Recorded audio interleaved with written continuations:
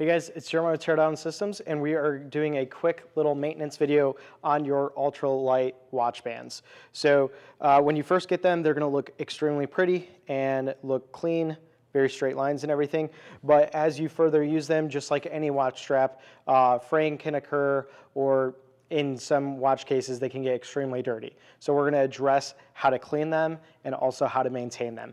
So after a while, once they get dirty, you may build residue along the backside of your watch strap. The great thing about this laminate material is it doesn't really absorb stuff. So what you can do is just use a warm washcloth to wipe off any excess dirt and or dry skin that gets there over time.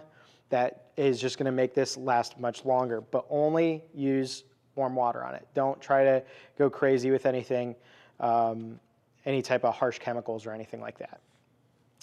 Now, as it gets older, it might start to get fraying along the edges. Maybe depending on you're putting the watch strap on something that isn't necessarily as conducive, or maybe the lugs are a little bit more aggressive, it may fray it if you're taking it on and off a lot, if you're a guy that likes to swap watch straps a lot.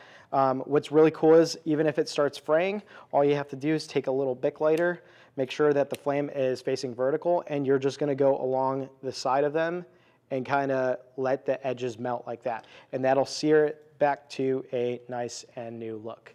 And that is all you need to know to repair your ultralight watch band.